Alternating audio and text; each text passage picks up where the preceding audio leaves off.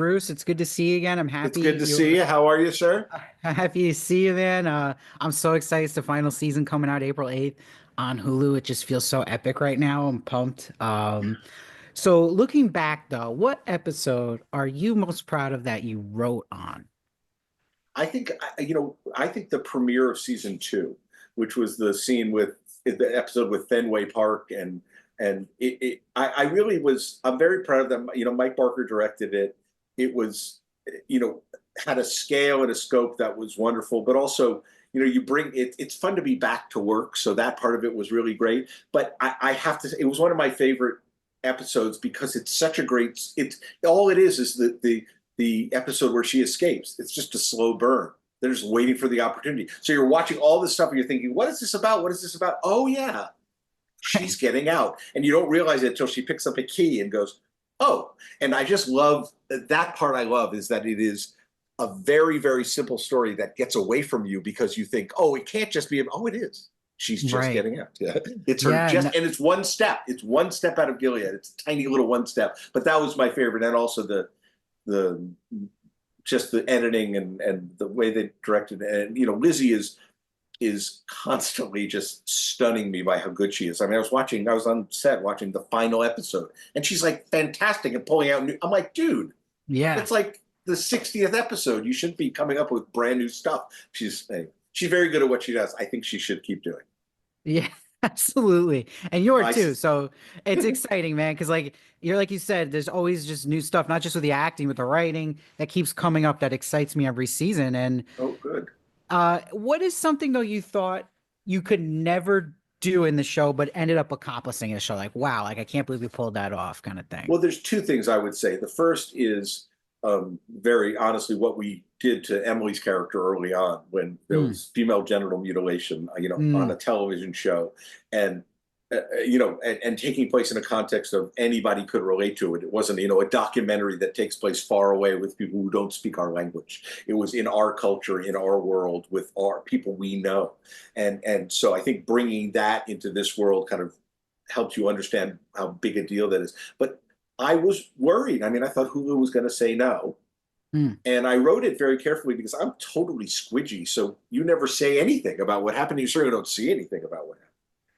And Hulu was absolutely 100% fine about it. And it turned out to be one of our best things. And talk about an interesting thing for that character to have to go through and continue to have to go through. As she's been going along. So it turned out to be wonderful, but I didn't think we'd be able to do it. And I also was nervous about fucking it up and doing it wrong and not doing good service to that kind of story. And so Mm. we did a lot of research, but still, I'm a boy and I'm not a woman and that hasn't happened to me. And so you feel very presumptuous. So I think that I hope that I took that feeling of presumptuousness seriously and wrote a good story. The other thing I'd say is getting June out of Gilead before the end of the show Mm. was a real big leap. And I was absolutely thrilled at how it worked out. It was exactly what I wanted. But the story, Steve, comes from my daughter, who's now 20 and in college. She was always so annoyed when she'd she loves reading romantic comedies. And she hated one that, romantic literature where they just kiss at the end and then the book's Mm. over. She's like, you're spending the whole book trying to go, ooh, they'd be a great couple. And then they kiss and it's over. She said, I Right. hate the kiss and end thing. So she was rant. And then I was like, I want to see her in Toronto. I don't want her Yeah. to get out in the final moment. That's part of the show. It's Yeah. fascinating. How's she going to deal with that? And so, Right. and also she's been Offred hiding June forever. How is she going to be June hiding Offred? Mm. Offred's Right. a Offred could cut you, man. Offred's Yeah. mean, and completely ruthless, given the opportunity. And so I thought that was great. And I'm so glad it worked out. And I'm so glad it felt like a very inevitable step in the show. But looking back, that was ballsy. That was Oh tough yeah. to decide to do. Like, okay, the whole show is The Handmaid's Tale, and she's never going to be a handmaid again. Okay, so it's you really you're leaping, and that worked out absolutely perfectly and exactly the way I wanted to because we were really making a story about refugees, And when she was in Gilead, she was a pre-refugee, and then she comes out and she's a refugee, and then she becomes a freedom fighter who's another kind of refugee, one who goes Yeah, back in and fights. So that part of the story, I think, was essential to kind of learning who June was and right. rounding out the character from the novel. But that was not as rounded out from the novel. But there is absolutely still a sense that this character is amazing, but you don't learn everything about her in the course of the show because it's called The Handmaid's Tale. It's not June's Tale. You don't learn everything about June. It's Oh, just that's her time as a handmaid. Yeah. yeah, that's fascinating. You've pulled all those things off, and I love that the show is able to just take leaps like that. So it makes it thrilling and not predictable, which I really appreciate. That's And the whole idea. yeah, and I'm wondering on the flip side, is there any story or scene you wish you got to do, but maybe just didn't have time to, or it just didn't fit in the edit? Like, was there anything you wish you got in there that maybe looking back, you're like, ah, Well, there always are. I'll tell you one true thing and one kind of less true thing. But we very much try on our show not to shoot things and not use them. We try to make those decisions at the script stage because it helps us, really spend the money wisely and stuff. But it does happen, and we do. There's a scene from the pilot there was one scene we cut from the pilot that we didn't use, and it was June and Luke in the kitchen, and it was after her bank account had been taken away, and it was a flashback, and it was just such great a husband and wife scene. And wow. I mean, basically, he was saying, I just want you to, I just want you to feel safe. And she says, I'm not safe. And so we had to cut that. It was one of my favorite scenes. I used that. I reused it in the finale. So I Oh, finally got it okay. back. But that scene, there was something. First of all, Lizzie and OT and had known each other for 4 days, and they seemed like husband and wife. But they were both in their pajamas, like what they slept in, and it was so realistic feeling. Them standing there in the kitchen, in their jammies, just talking to each other, and in your jammies that are kind of thin and parts of your body are kind of showing, and you don't think about it because it's your spouse. That's still one of my favorite scenes. It's such good acting by both of them. So that was kind of heartbreaking. The other thing that really happens all the time is I put songs in that I don't get approved or I can't afford.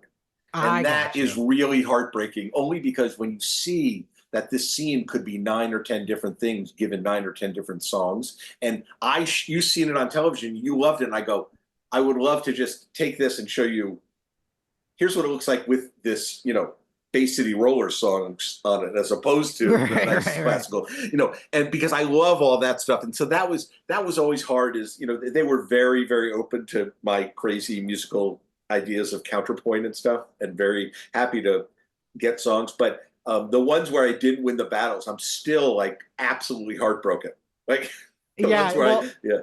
I'll tell you, the most brilliant one to me was, and I've tweeted about this, but when Kate Bush was on the show, I had never heard her before, and I was obsessed from that moment. So when people ask me, "How did you know Kate Bush?" Stranger Things, I'm like, no, Handmaid's Tale actually blew that thing up first. I was really, that was one of the best things. It was so great. And I remember, Mike directed that. I had written it, but it was Wendy who put that scene together, the editor. Oh wow, And it yeah, was spectacular. The best thing about it is it goes all the way along. People are wetting themselves. It's so scary. It's going to be terrible. And then at the end of it, she says, seriously, what the actual fuck? It's like, really? This is my Tuesday? This is what they're doing to me? yeah. Honestly, I mean, she's terrified and worrying about her life and her friends, and she's a little annoyed. It's like, really, honestly, we're doing this. So I love that about her. She's just like, her eyes are rolling, like, oh, seriously, what the actual fuck? No, I love that. So my last question I get to ask you before I go is, now that you have this, the final season of Handmaid's Tale, and then you're also going to be the big boss of the Testaments, and now you're doing a Handmaid's Tale universe. You're handling something this big. So in your mind, what are some common traps you want to avoid in doing a universe? Well, I really don't want anything to need. I don't want you to have to read books on the outside to start watching something. I don't like that. I think that's it's fine, but it really kind of insulates things. So I really, the Testament should feel, first of all, it's a very different world, and growing up Gilead, and these young women, and very energetic and full of excitement. Not like June. It's Mm, not a dour world. They're ready to go, except right. they're being used. They're realizing they're being used by these terrible people who are gonna, they're not marrying young commanders. They're marrying old commanders who, are basically in charge and are manipulating the system to get, young wives because because they like having young wives. But anyway, the system is kind of stacked against them, and they've been told something else. But that is really, really fun. That kind of big, energetic. So I want people to be able to watch the Testaments, and they certainly can, without knowing anything about Handmaid's Tale. Should absolutely be able to drop you in the world, and knowing things about Handmaid's Tale will make more fun. And there's certainly some moments, and there's certainly some people you'll recognize when the rest of the audience doesn't recognize them. But I don't like that, and I find that off-putting. You see, there's a lot of movies that are just movies and TV shows that are based on other movies and TV shows and when you start, it just, I think it becomes kind of it stops being about the real world. It starts being about the Gilead world, and I think the Gilead world is only interesting if we feel like I am interested in learning about that, and I feel like I could be there. If you don't understand it and you don't know the ins and outs, and you don't know why they're doing certain things, it's no fun to watch. So I hope that people feel no barrier to entry. Yeah, no, I agree with all those statements. I think that's a great plan, and I'm glad you're not assigning us a bunch of homework for the Testament, so that's good. I'm excited for everyone to see The Handmaid's Tale final season April 8th on Hulu, and you can go through Disney Plus as well, which is cool. And Bruce, thanks for always being a supporter of the channel too. It means so much. I'm excited to keep this ride going and into Testaments. I'm pumped for that too, but I'm really excited people to see this final season. It's Congratulations on your own success. This has been great. Oh, thanks, Take Bruce. care. I appreciate it. Congrats, man.